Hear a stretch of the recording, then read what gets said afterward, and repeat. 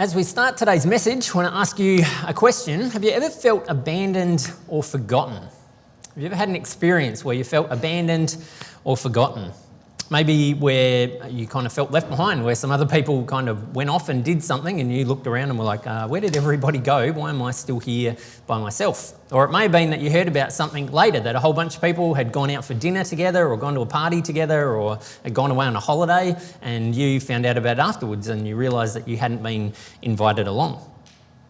Could be that you were looked over for an opportunity that someone else was given, where you had worked really, really hard, perhaps a promotion at work where you'd worked away and worked away and worked away, and then someone else ended up getting promoted ahead of you, or you were acting up in a specific position and expecting that kind of meant that you were going to end up with that role, and it didn't all come to pass. Have you ever had an experience like that? When we go through those moments, we wrestle with this question, which is really the focus of this series. Why me, God? What did I do wrong?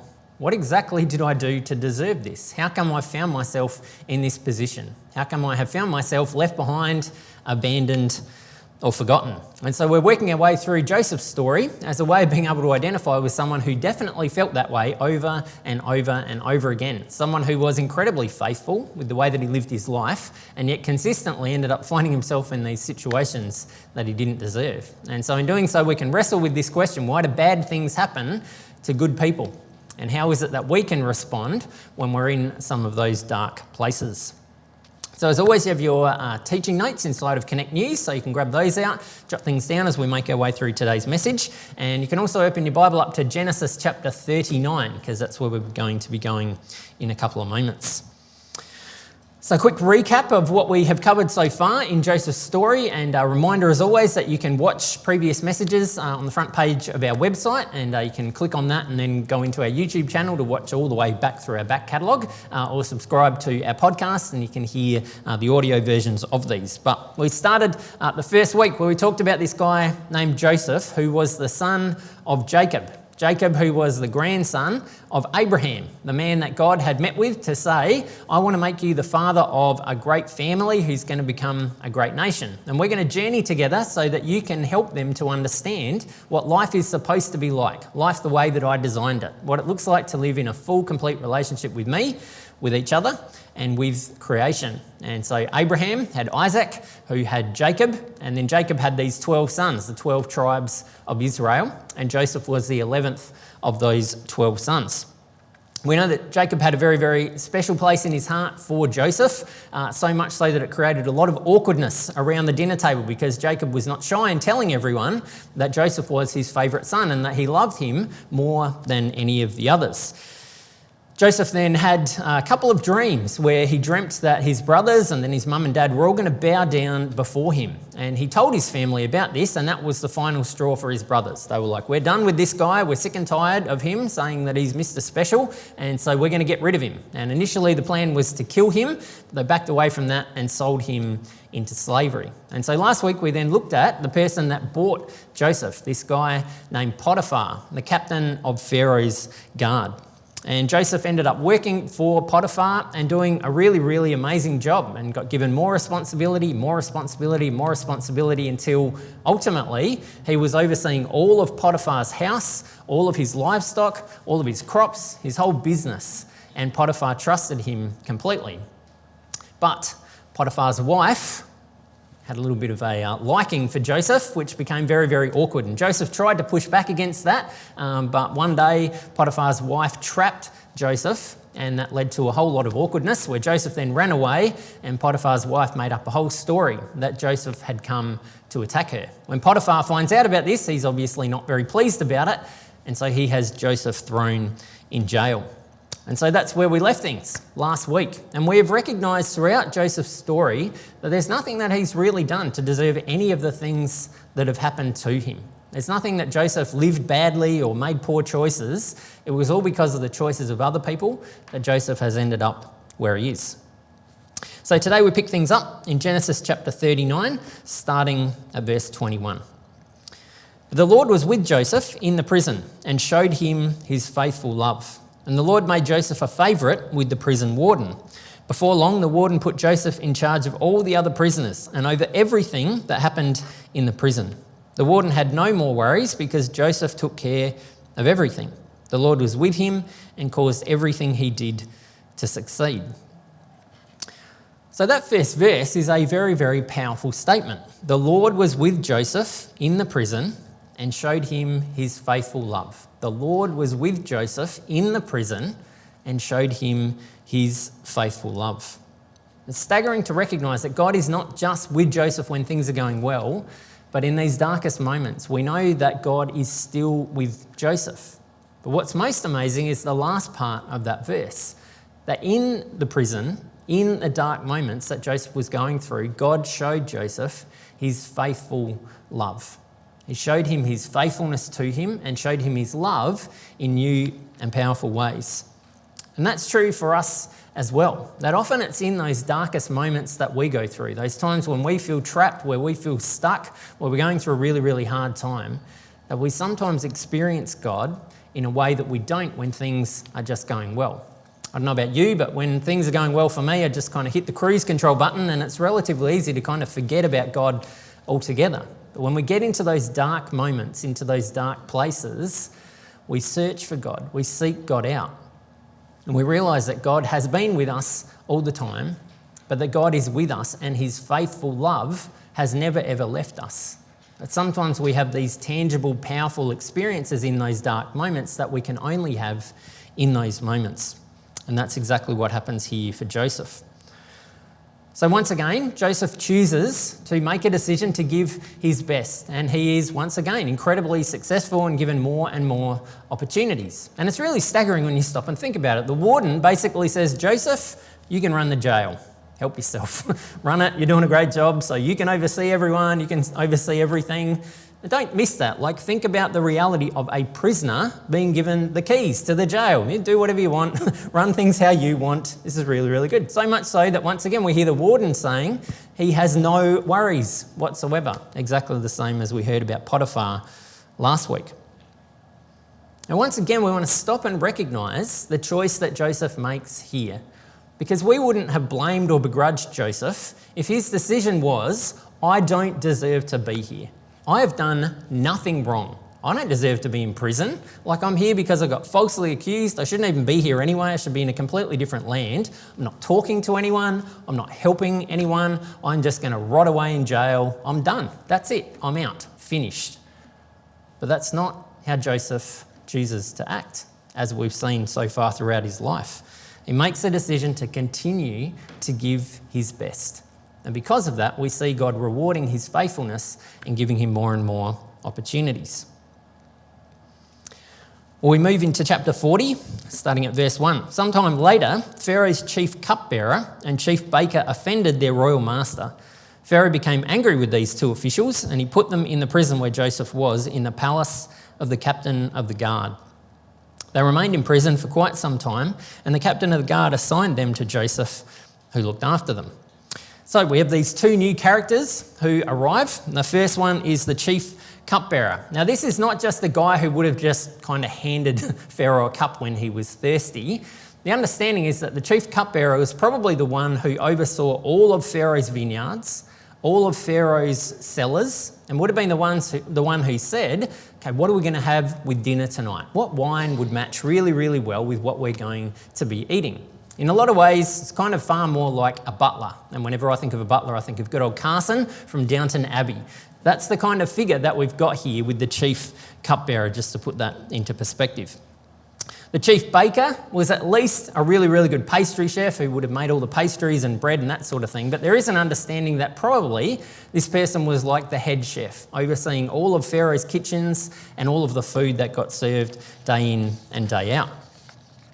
So we're told that they somehow offended Pharaoh. And one school of thought is that they had actually conspired together to try and assassinate Pharaoh, and that they had tried to poison him, which understandably Pharaoh was a little bit offended by, and so he has them tossed in jail. Now, whether that's true or not doesn't really matter. They did something that really offended Pharaoh. He's like, that's it, you guys are thrown into prison.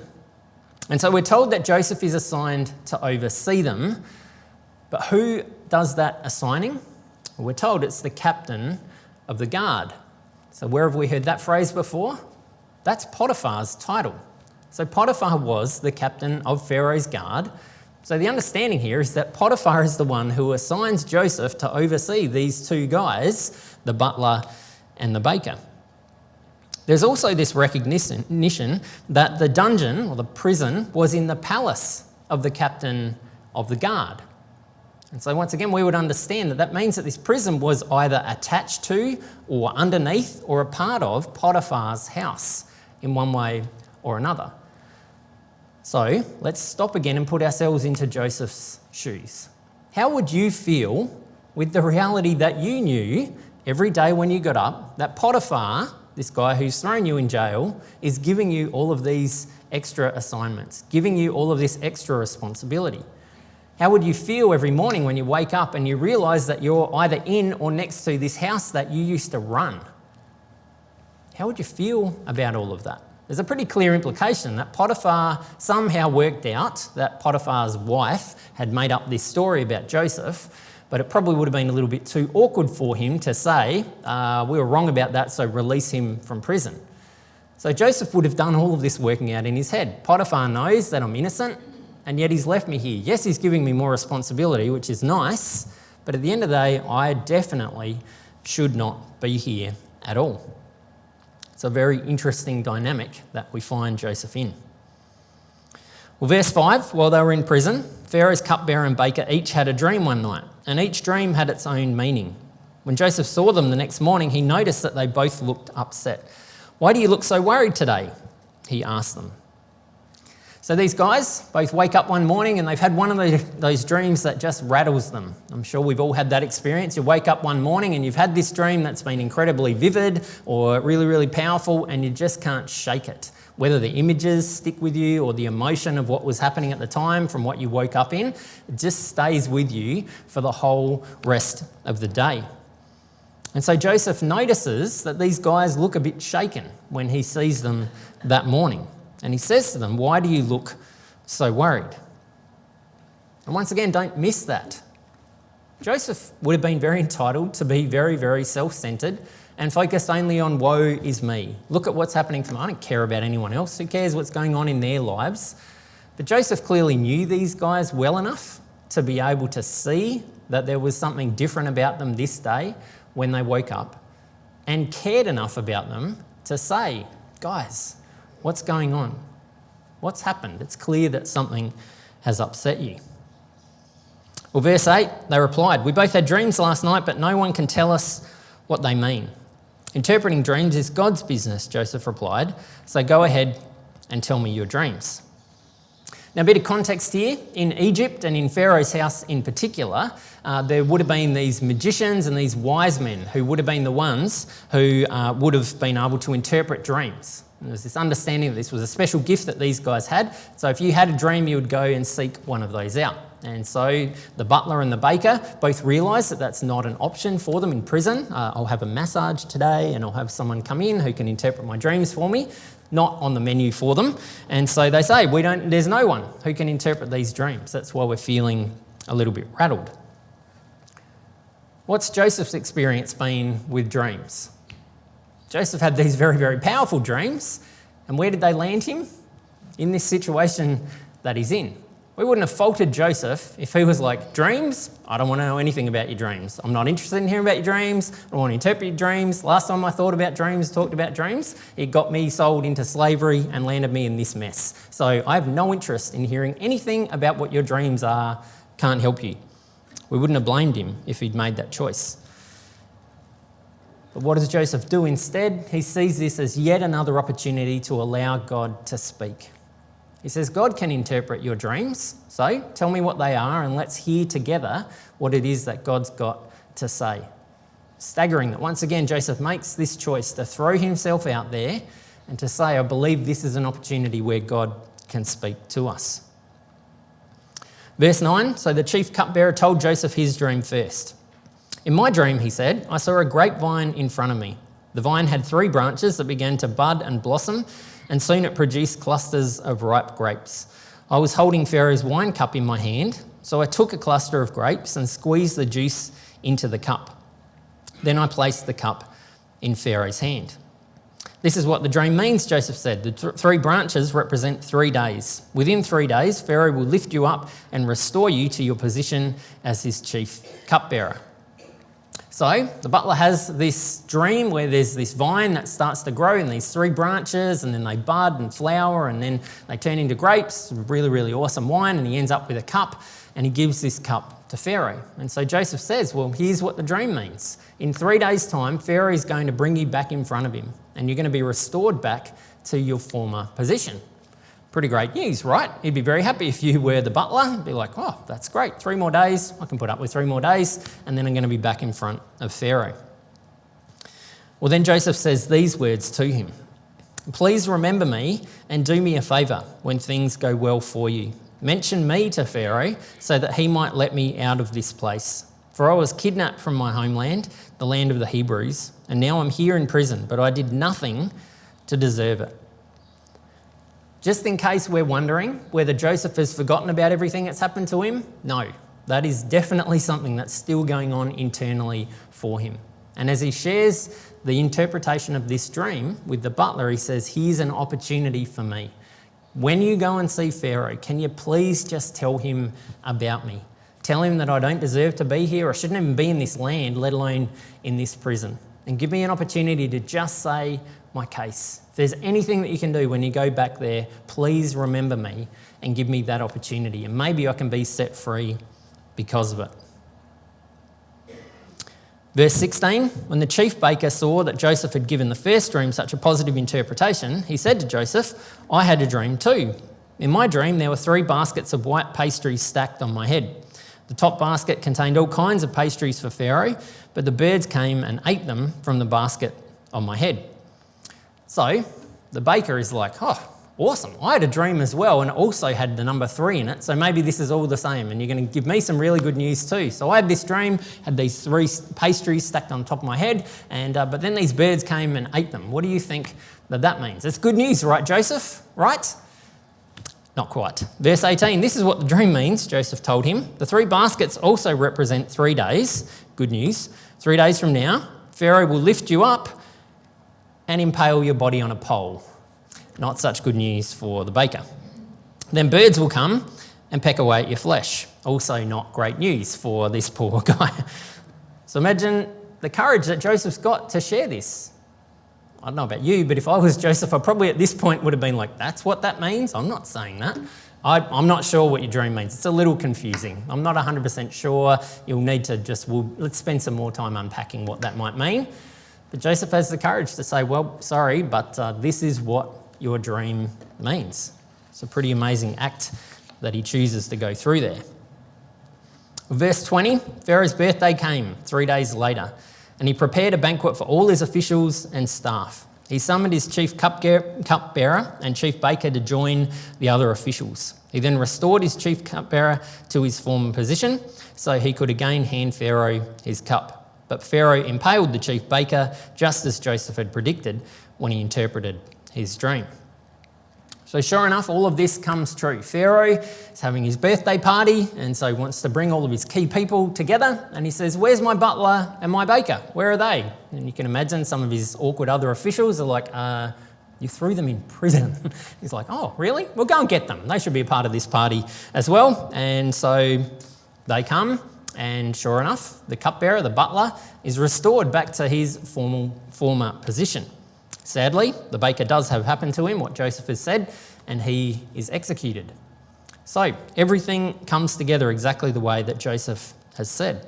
Once again, we see Joseph's incredible faithfulness. Everything's going to work out really great for Joseph this time, surely. Like he's going to get his opportunity to come before Pharaoh. He's going to be able to tell him this is what's happened. It's all very unfair. Pharaoh's going to release him and he's going to be able to go home, right?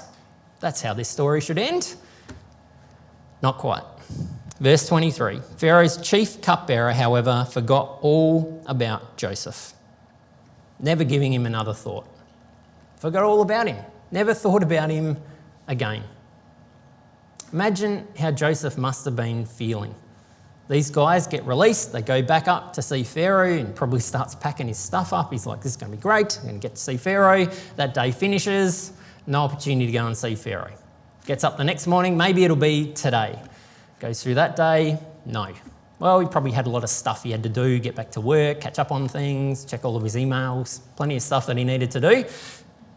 Next day, turns into the next day, turns into the next week, turns into the next month. And we know ultimately that Joseph ends up staying in prison for another 2 years. Imagine the sense of hopelessness that would come in on you, the sense of darkness that you would experience. Again, nothing wrong Joseph has done at all. And yet here he is, stuck here because, once again, of the choices of other people. Forgotten, abandoned, and completely left behind. And so we come back to this question that we've looked at throughout this series. What did Joseph do wrong in this? Nothing. All he did was faithfully serve the people that he had the opportunity to serve, to take the opportunities that were put in front of him, to look for opportunities where God might be at work and to be able to make God look good. He did everything right. And where's that landed him? Nowhere. Maybe in a worse situation because he had this sense of hope that was then completely taken away from him.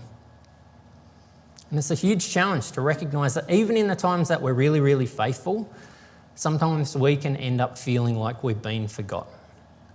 Even when we're faithful, sometimes we can feel like we have been forgotten, left behind, abandoned. Even though we've done nothing wrong and might have done a whole bunch of really good things, we can feel like we're left behind.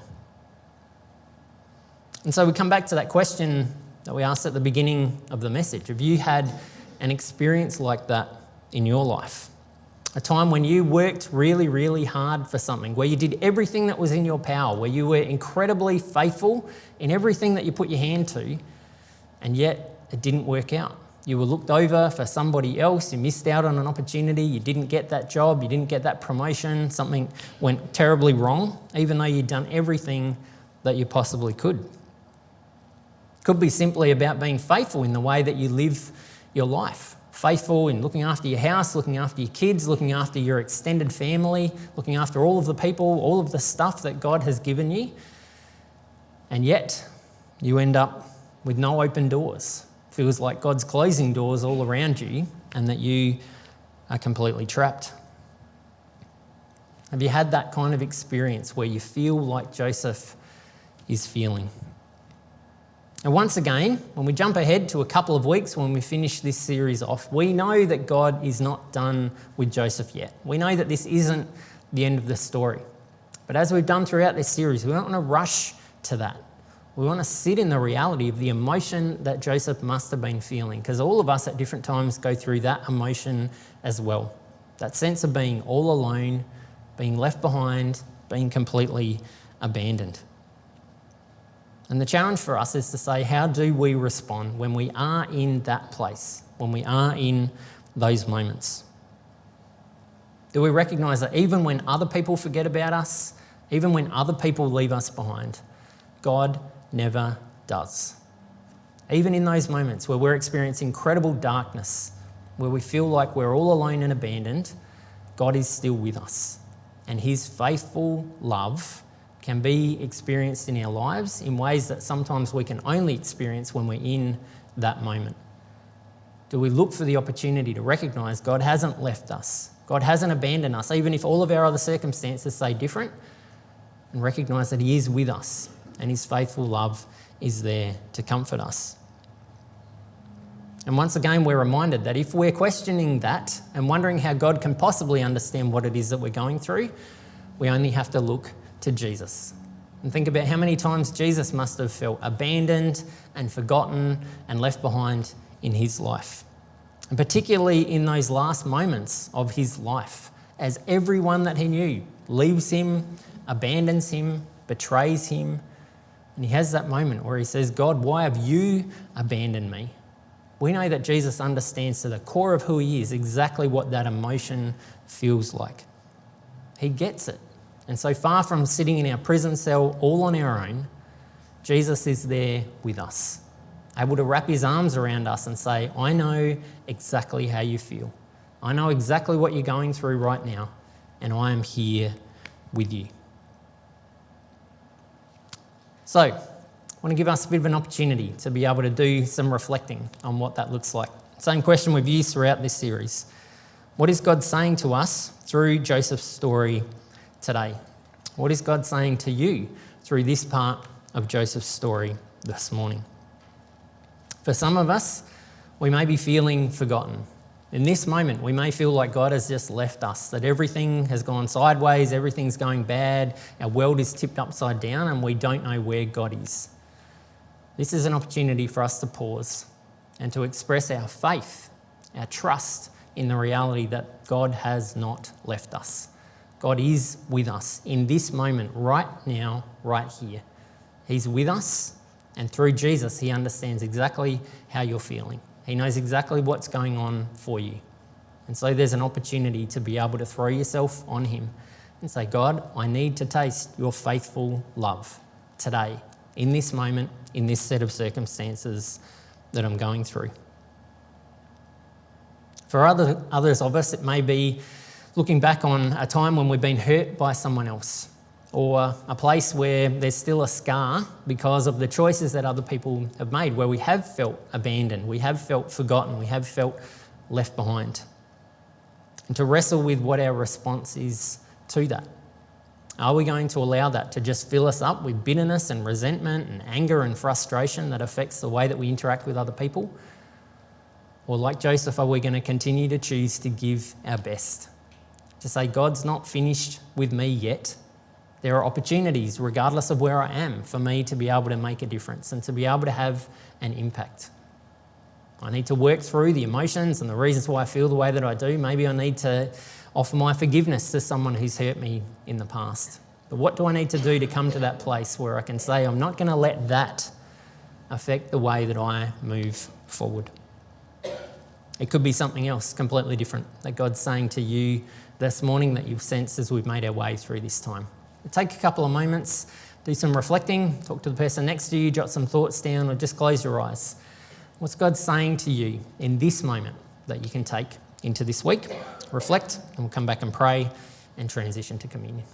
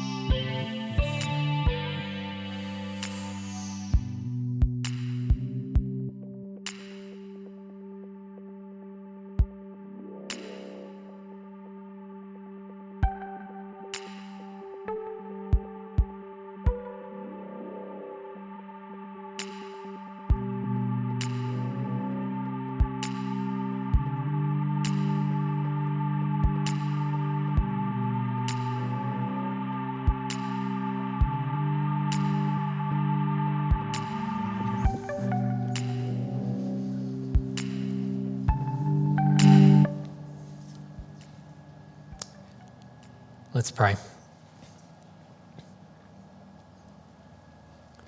God, once again, we are so grateful for Joseph's story.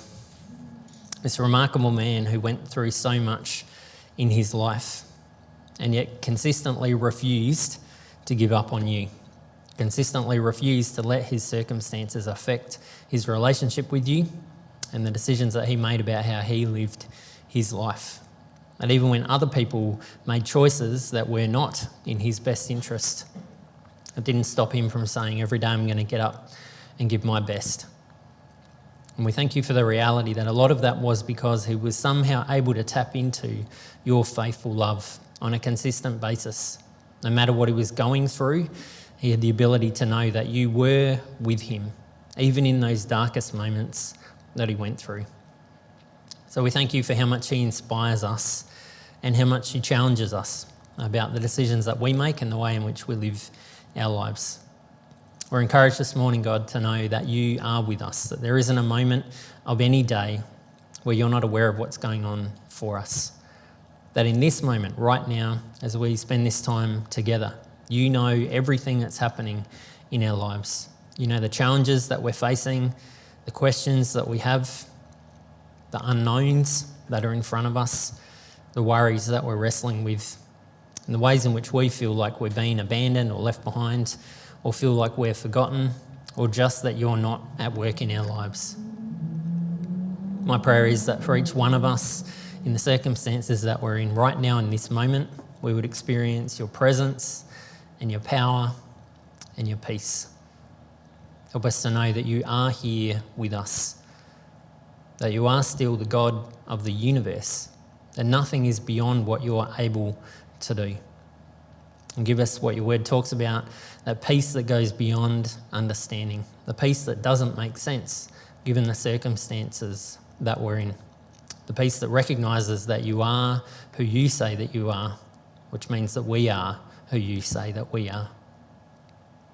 Help us to remember, Jesus, that there's nothing that we go through that you haven't experienced in your life.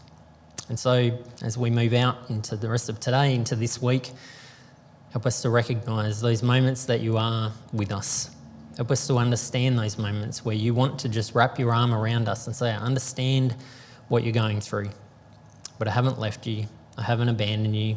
I am here and my faithful love is available to you. And as we do that, I pray that you would help us to give our best each day, to look for the opportunities where you are at work, those moments where we have the opportunity to see what you're up to and to join you in the work that you're doing in our lives and in the lives of the people that we connect with. We pray all these things through Jesus' name. Amen.